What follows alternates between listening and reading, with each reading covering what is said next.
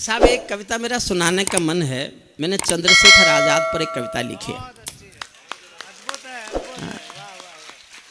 और ये अब नहीं लिखी, बहुत पुरानी कविता है मेरी। जिन दिनों आदरणीय मायावती जी पहली बार मुख्यमंत्री बनी, भाजपा के समर्थन से बनी, खुद नहीं थी वो, अपने समर्थन से नहीं थी, भाजपा के समर्थन से थी। तब ये घटना घटी थी, उन्होंने चंद्रशेखर आजाद को आतंकवादी कहा। एक उनका पत्थर उखाड़ा एक स्कूल का और वो किसी ने कह दिया कि ये तो चंद्रशेखर आजाद के नाम पर है, तो घूम के पलट के बोली कौन चंद्रशेखर आजाद, वो आतंकवादी। सरेआम भानु प्रताप शुक्ल जी ने एक लेख लिखा जनसत्ता में, पूरे पेज का, मैंने रोते रोते पढ़ा। मैंने सोचा कि तो भाजपा के समर्थन से हैं, वो धमकाएंगे, माफी मंगवाएंगे, ये शब्द वापस लिवाएंगे। एक हफ्ते तक कुछ भी नहीं हुआ, कोई प्रतिक्रिया नहीं। मैं श्रद्धेय अटल जी के पास गया, कुछ भी नहीं बोले। जब मैंने बहुत कुरेदा तो बोले तू चाहता है हम सरकार गिरा दें। अब मैं उनका बहुत आदर करता था, मैंने कहा जी नहीं मैं कुछ नहीं चाहता। तो मैं बाहर निकल आया, उनके आगे तो बोल नहीं सकता था। मैं बाहर आ गए, अपने मन में सोचा, मैंने कहा मत गिराओ, खुद गिरो। मैं आडवाणी साहब के पास गया, उन्होंने कहा कुछ भी नहीं। मैंने कहा कि आपका चुप रहना मजबूरी हो सकती है, मैं जानता हूं, मैं आप दोनों मुझे बहुत प्यार करते हैं, लेकिन मैं एक कविता लेके जनता के बीच जा रहा हूं। तभी मैं एक कविता लेके जनता के बीच आया जब वो मुख्यमंत्री थी। आपको लगेगा कविता अभी की है, अभी भी हो रहा है, ऐसा अभी भी होता है। पंजाब से एक ऐसा सांसद जीत के आया जो भगत सिंह को आतंकवादी कहता है। ये हमारे शहीदों का, मेरा कहना ये, हमारे शहीदों का सम्मान नहीं करते तो मत करो। ये तो शाहजहांपुर, जहाँ के 3 बेटे, जिससे पूरे देश में शाहजहांपुर का नाम जाना जाता है, उस धरती पर मैं इस कविता को नहीं पढ़ूंगा तो मुझे लगेगा मैं कुछ खाली खाली चला गया। तभी मैंने एक कविता सुनाई, तभी सुनाई, मैं अब आज भी सुना रहा हूं, आपको ऐसा नहीं लगेगा कि बहुत पुरानी कविता है ये। मन तो मेरा भी करता है झूमू नाचूं गाँव में। आज़ादी के 50 साल पूरे हुए थे तब ये घटना घटी, 50 साल पूरे। मन तो मेरा भी करता, आप दोनों को मैंने इसलिए बिठाया था कि ताली बजाओ। कहाँ बजा रहे हो, मत बजाओ, जनता मेरे साथ है, मैं क्या तुम्हारे समर्थन पर थोड़े टिका हुआ हूं। इससे ज्यादा पीछे वाले लोग ज्यादा बजा रहे हैं। मन तो मेरा भी करता, देखो हंसाने के लिए कविताओं की जरूरत नहीं, लेकिन एक मैं ज्ञान भी देता हूँ। सर्वेश भाई तुम भी एक ज्ञान लो, जिसके साथ आप खुल के हंस सकते हो ना, उसके साथ केवल 24 घंटे बिता सकते हो, 24 घंटे। लेकिन जिसके साथ आप खुल के रो सकते हो, उसके साथ पूरी जिंदगी भी गुजारी जा सकती है, इस बात को याद रखें। और यूं तो हंसाने के लिए क्या, एक हेलीकॉप्टर जा रहा था बिहार में, बोले नहीं बिहार में नहीं, वहां तो बीजेपी है, उधर झारखंड में। हेलीकॉप्टर में 4 लोग थे, एक प्रोफेसर था, एक नेताजी थे, एक बच्चा था, एक पायलट था। अचानक पायलट ने घोषणा की कि इस हेलीकॉप्टर में कोई यांत्रिक खराबी आ गई है, टेक्निकल फॉल्ट आ गया है, ये क्रैश होने वाला है, केवल 5 मिनट में क्रैश हो जाएगा। दुर्भाग्य है कि हमारे पास आज 3 पैराशूट है जो देश के लिए जरूरी है, कूद जाएं। सुनते ही नेताजी कूदे, उसके बाद प्रोफेसर कूदा, अब एक पैराशूट बचा। पायलट ने बच्चे की ओर देखा और आंखों में आंसू ला के बोले तुम देश का भविष्य हो, हमको मरना सिखाया जाता है, बेटे तुम पैराशूट लो और कूद जाओ। बच्चा बोला पायलट अंकल रोने की जरूरत नहीं है, पैराशूट 2 बचे हैं। मैं देखना चाहता हूं कितनी तालियां उठती हैं।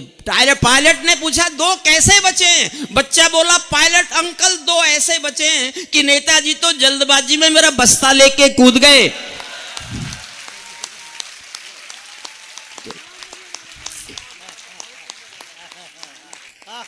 सर्वेश ताली बजाओ वरना बस्ते में बांधूंगा।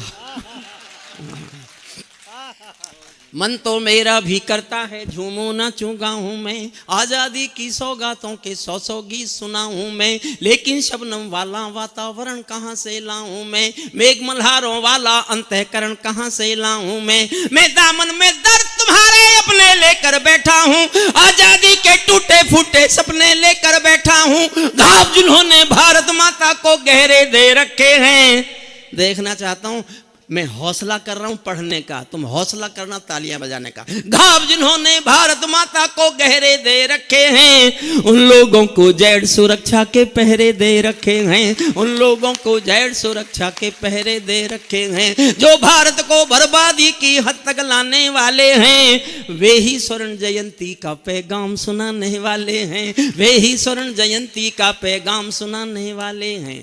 आजादी लाने वालों का मैंने पूरी कविता रो के लिखी, आजादी लाने वालों का तिरस्कार तड़फाता है, बलिदानी पत्थर पर थूका बार बार तड़फाता है, इंकलाब की बलबेदी भी जिससे गौरव पाती है, आजादी में उस शेखर को भी गाली दी जाती है, आजादी में उस शेखर को भी गाली दी जाती है। मैं दिनकर की परंपरा का चारण हूँ, भूषण की शैली का अल्प उदाहरण हूँ, इसीलिए मैं दरबारों को गीत नहीं गा सकता हूँ, इसीलिए मैं दरबारों के गीत नहीं गा सकता हूँ, मैं पीड़ा की चीखों में संगीत नहीं ला सकता हूँ, मैं पीड़ा की चीख और सुनना साहब दर्द महसूस करना, इससे बढ़कर और शर्म की बात नहीं हो सकती थी, इससे बढ़कर और शर्म की बात नहीं हो सकती थी, आजादी के परवानों पर घात नहीं हो सकती थी। कोई बलिदानी शेखर को आतंकी कह जाता है, पत्थर पर से नाम हटाकर कुर्सी पर रह जाता है,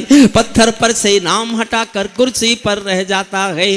गाली की भी कोई सीमा है, कोई मर्यादा है, ये घटना तो देशद्रोह की परिभाषा से ज्यादा है।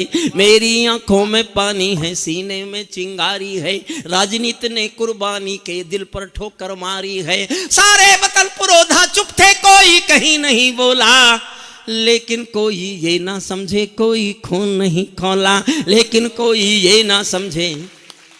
केवल कविता का सौंदर्य जिसलिए मैंने कविता लिखी केवल ये है कि स्वर्ग में सब शहीद जब सुन रहे होंगे कि आज कोई चंद्रशेखर आजाद को आतंकवादी बता रहा है कुर्सी पर बैठा हुआ व्यक्ति, तो उन पर क्या गुजरी होगी, बस इस एहसास को मेरे साथ जीना। सारे वतन पुरोधा चुप थे, कोई कहीं नहीं बोला, लेकिन कोई ये ना समझे कोई खून नहीं खौला। सुनकर बलिदानी बेटों का धीरज डोल गया होगा, मंगल पांडे फिर शोणित की भाषा बोल गया होगा, मंगल पांडे फिर शोणित की भाषा बोल गया होगा, मंगल पांडे फिर शोणित की भाषा बोल गया होगा।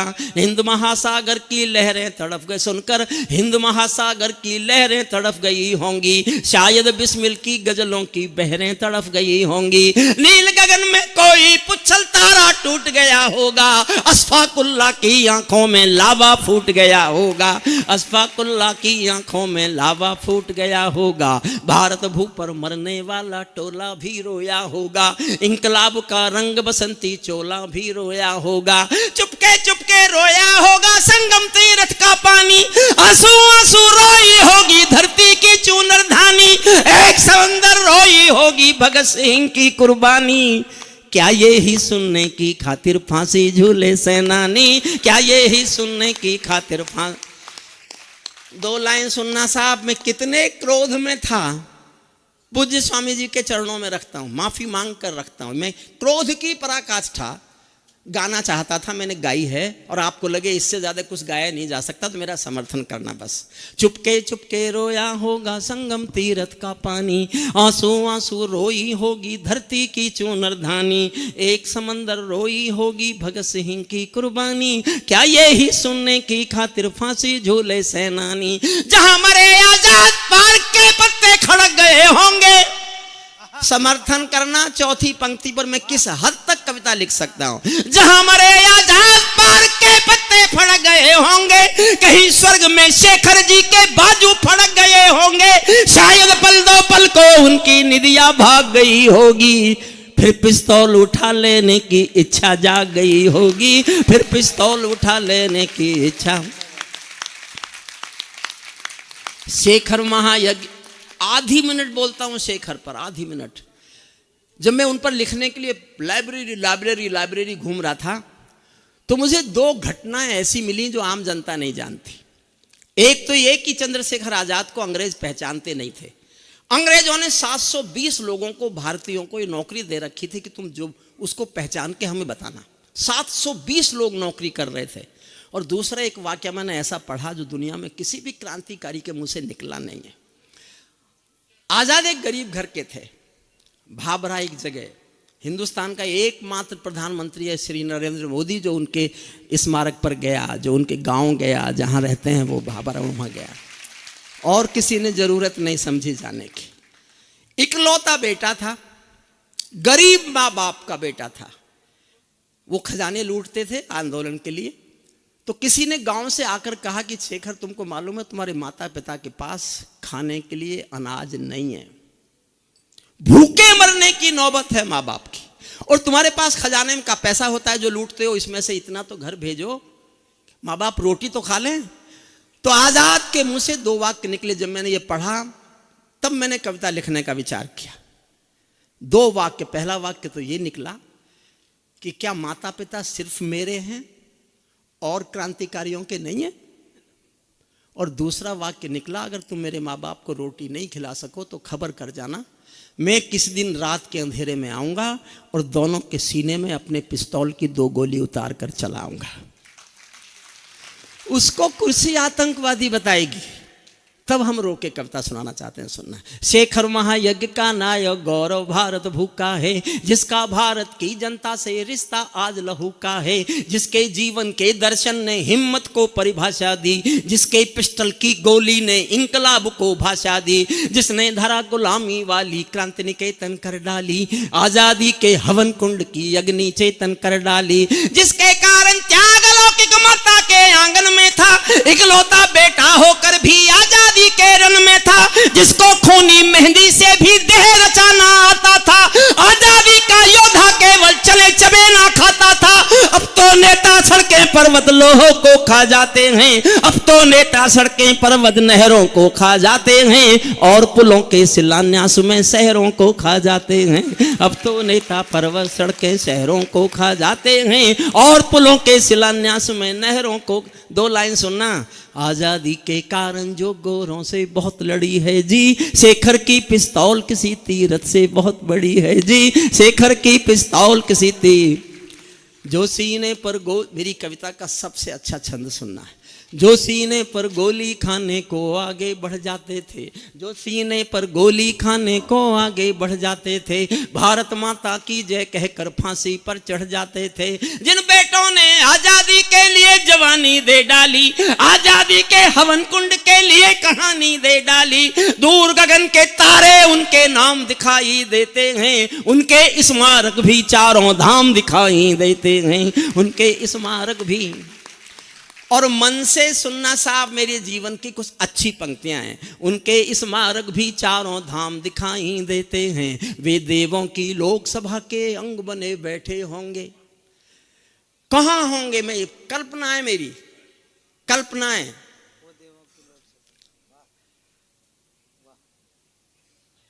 अगर पूज्य स्वामी जी का स्वास्थ्य के कारण जाना आवश्यक हो, और अगर 10-15 मिनट और रुक सकें,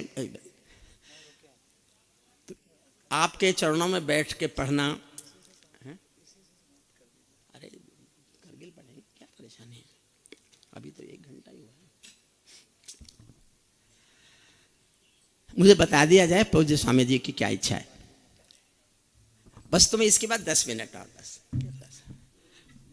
मेरा सौभाग्य एक बार पूज्य स्वामी जी के स्वास्थ्य के लिए हम चाहते हैं वो शतायु हों और हमें आशीष देते रहें। आपके शाहजहाँपुर को देश का सबसे बड़ा शहर बना जाएं, वो विश्वविद्यालय भी बना दें, शहर भी बड़ा बना दें, स्मार्ट सिटी बना दें, सब बना दें। मैं दुआ करता हूँ। और आपके जिलाधिकारी महोदय के सम्मान में भी एक बार तालियां बजाइए। देखिए, जो जिलाधिकारी इतनी देर कविताएं सुन सकता है, जो अधिकारी इतनी देर कविताएं सुन सकता है, इसके माने वो संवेदनशील व्यक्ति है। और जो संवेदनशील होता है वो कुछ भी हो सकता है जनता के लिए, अन्यायी नहीं हो सकता, अन्याय नहीं कर सकता जनता के साथ। मैं ऐसा, हालांकि मैं ये भी कह सकता हूँ, मेरा एक दोस्त अजमेर में कलेक्टर था पिछले दिनों, मैं वहाँ कवि सम्मेलन करने गया तो वो मेरे साथ रात भर बैठा रहा। तो कलेक्टर साहब मेरे से रहा नहीं गया, मैंने उससे पूछा, मैंने कभी तुम जिले के मालिक हो, रात भर कविताएं सुनोगे? मैंने समझी मेरी वजह से बैठा है। उसने कहा नहीं मैं सुनूंगा। वो रात भर कविताएं सुनता रहा।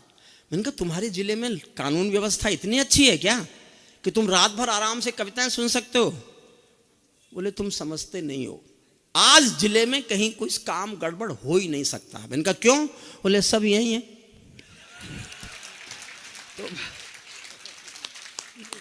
तो अगर ऐसा भी, एक बार ताली बजाई, मैं फिर से शुरू करता हूं। उनको कुछ मेडिसिन देनी है, कुछ भी देना, दे दीजिए, फिर दे दीजिए। मैं 10 मिनट और लेता हूँ, इस कविता का समापन करता हूँ। और एक करगिल पर मेरी 5 मिनट की शहीदों पर कविता है, वो मैं कविता आपको सुनाना चाहता हूँ, सुनिए। उनके स्मारक भी चारों धाम दिखाई देते। जो सबसे अच्छी पंक्तियां सुनना, जुड़ना, टेम्पो कम मत करना। वे देवों की लोकसभा के अंग बने बैठे होंगे, वे देवों की लोकसभा के अंग बने बैठे होंगे, वे सतरंगी इंद्रधनुष के रंग बने बैठे होंगे, वे देवों की लोकसभा के अंग बने बैठे होंगे, वे सतरंगी इंद्रधनुष के रंग बने बैठे होंगे। उन बेटों की याद भुलाने की नादानी करते हो, इंद्रधनुष के रंग चुराने की नादानी करते हो, इंद्रधनुष के रंग चुराने की नादानी करते हो। जिनके कारण ये भारत आजाद दिखाई देता है, अमर तिरंगा उन बेटों की याद दिखाई देता है। उनका नाम जुबां पर लो तो पलकों को झपका लेना, उनकी यादों के पत्थर पर 2 आंसू टपका देना। जो धरती में मस्तक बोकर चले गए, दाग गुलामी वाला धोकर चले गए, मैं उनकी पूजा की खातिर जीवन भर गा सकता हूं। मैं सूरज का बेटा तमके। एक छंद रह गया इसमें, अब क्यों रह गया मुझे नहीं पता, आप कहें तो उसे पढ़ दूं। फिर स्वामी जी से आज्ञा लेके पढ़ रहा हूं। मैंने पहले ही बताया था वो भाजपा के समर्थन से थे, तो मैंने एक छंद बीच में उन्हीं दिनों लिखा था। आपको लगे मैंने ठीक लिखा था, अब तो आपका डंका बज रहा है।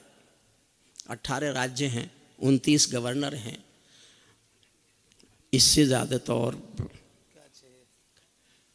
भगवान ही चाहिए।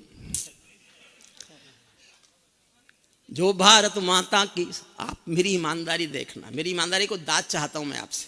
जो भारत माता की जय के नारे गाने वाले, जो भारत माता की जय के नारे गाने वाले हैं, राष्ट्रवाद की गरिमा गौरव ज्ञान सिखाने वाले हैं, जो छोटी छोटी बातों पर संसद में अड़ जाते हैं, श्री राम मंदिर मुद्दे पर सड़कों पर लड़ जाते हैं। इस घटना पर चुप बैठे थे, सबके मुंह पर ताले थे, तब गठबंधन क्यों नहीं तोड़ा जो तुम हिम्मत वाले थे, तब गठबंधन क्यों नहीं तोड़ा जो तुम।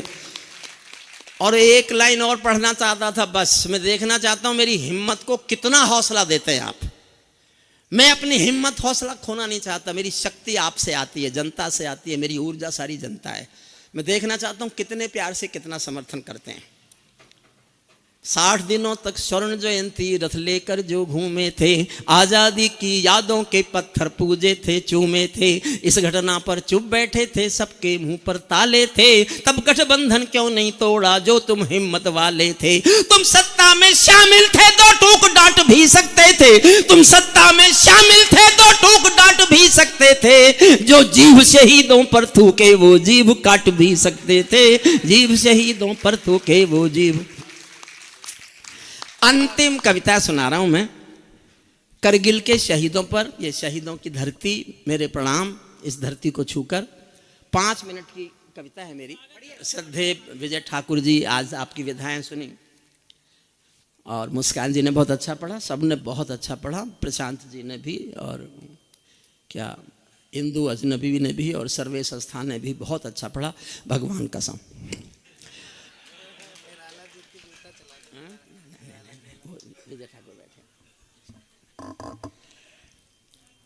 देखिए मैं सनातन धर्म में पैदा हुआ हूं, तो मेरे पास कोई ऑप्शन नहीं है कि मैं इस धर्म के सामने सर झुकाऊं।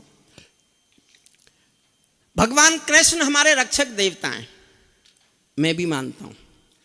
भगवान राम हमारे रक्षक देवता हैं, मैं भी मानता हूं। लेकिन मैंने वो रक्षक देवता नहीं देखे, ना मैंने भगवान राम देखे, ना मैंने भगवान कृष्ण देखे। मेरी बात का समर्थन करो तो जी भर के करना। मैंने जो अपने रक्षक देवता देखे हैं, ये वो फौजी हैं जो वर्दी पहनकर सीमा पर खड़े हैं और हमारी रक्षा करते हैं। ये हमारे रक्षक देवता हैं। मैं समझता हूं उनसे बड़ा त्यागी कोई हो नहीं सकता।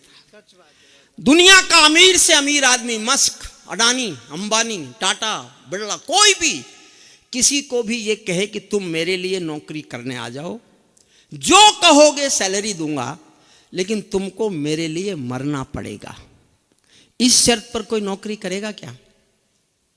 फौजी जानता है कि देश के लिए मरना पड़ेगा, फिर भी वो छोटी सी तनख्वाह में नौकरी करने जाता है। करगिल युद्ध में, मैं मेरठ में रहता हूँ, वहाँ एक कैप्टन मनोज तलवार का पार्थिव शरीर आया था। मेरा कॉलेज का विद्यार्थी था। मैं अंतिम यात्रा में गया तो भीड़ बहुत थी, तो मैं दर्शन तो नहीं कर पाया, लेकिन मैंने पीछे चलते हुए भीड़ में भीगी आंखों से एक छोटी सी कविता लिखी। मैं अपने जीवन की सबसे अच्छी कविता समझता हूँ और पूज्य स्वामी जी के चरणों में समर्पित करता हूँ। ये सुन लीजिए, जो हुआ बहुत अच्छा है। ये स्थल ही पवित्र है, यहाँ की स्थल की पवित्रता, पवित्र वायुमंडल, पवित्र पर्यावरण, उसमें जो कुछ हुआ सब श्रेष्ठ श्रेष्ठ श्रेष्ठ हुआ।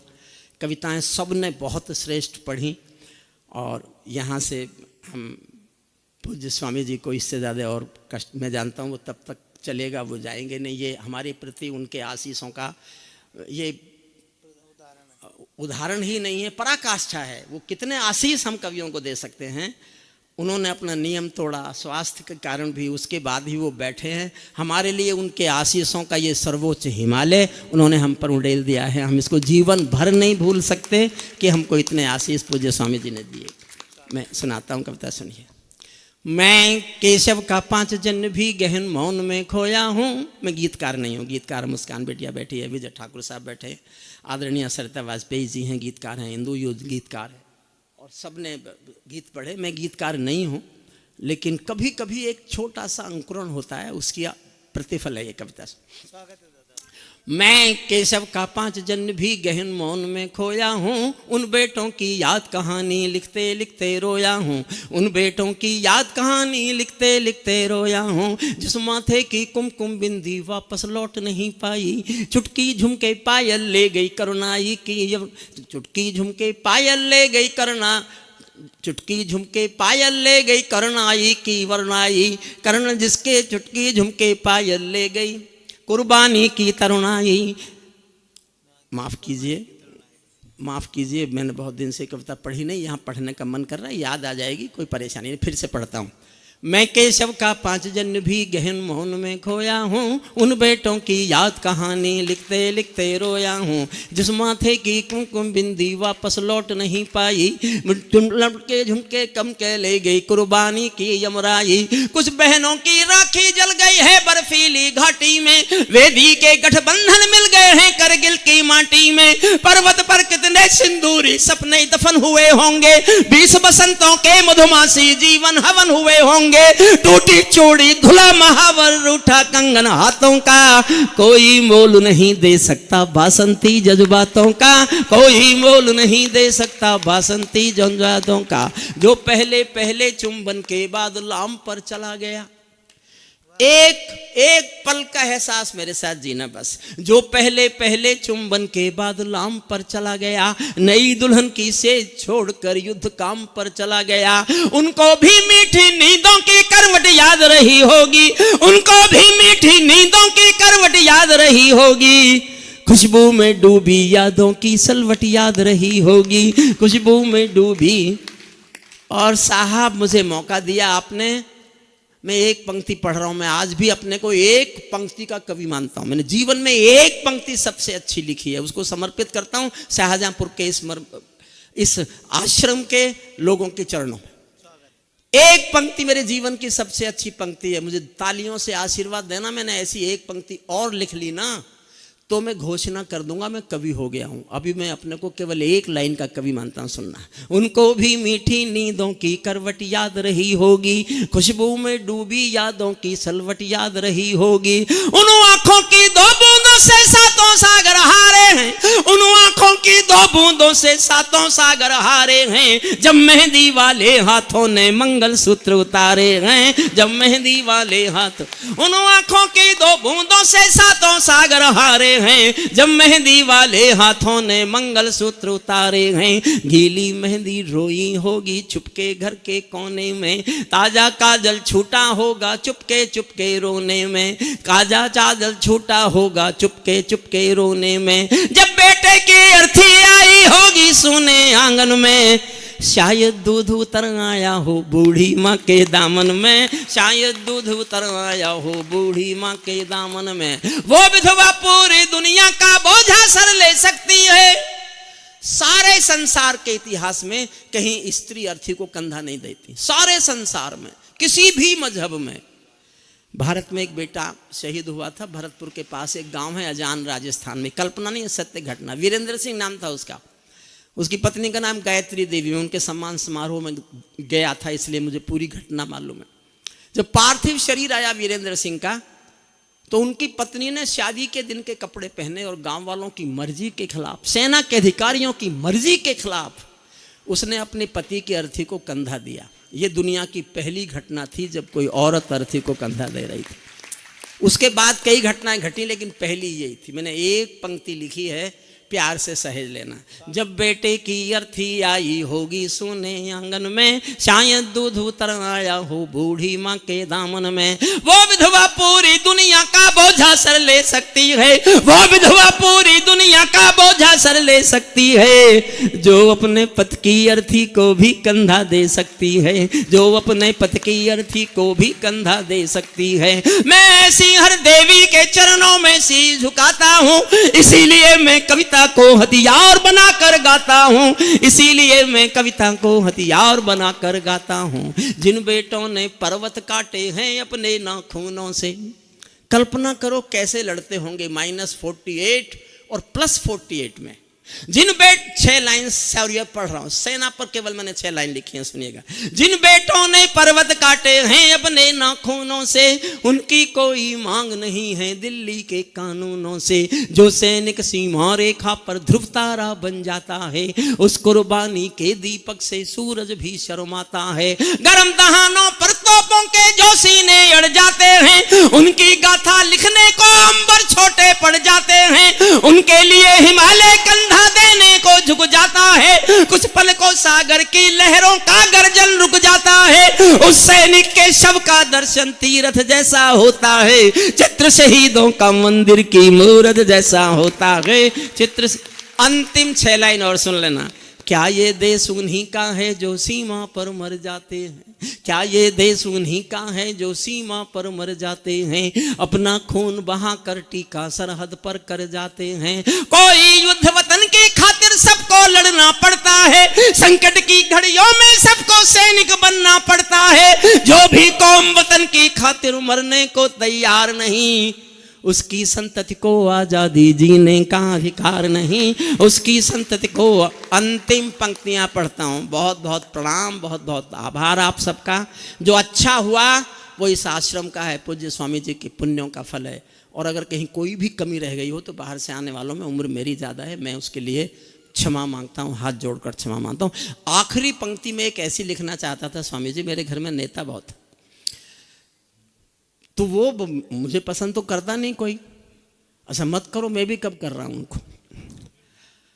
तो मैं एक पंक्ति ऐसी लिखना चाहता था कि जिससे ज्यादा कुछ कड़वा हम नेता से कह नहीं सकते, और इस तरह लिखना चाहता था कि कोई सामने भी बैठा हो तो उसकी समझ में ना आए, और समझ में भी आए तो इतनी देर में आए जब तक मैं निकल लूं। यहां से विदा लेता हूं, देखता हूं कैसे विदा करते हैं आप। आखिरी पंक्ति सुनना। सैनिक अपने प्राण गंवा कर देश बड़ा कर जाता है।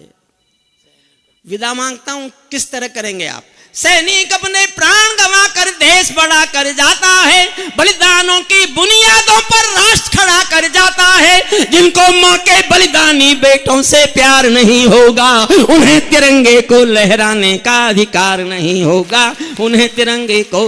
सच्चा है अपना प्यार तो क्या इस जहां का डर, गुलबन के गुलिस्ता वफा में फिर खिलेंगे हम। अब बिछड़ रहे हैं कोई रंज मत करो, फिर बाहर आएंगी तो फिर मिलेंगे हम। पूज्य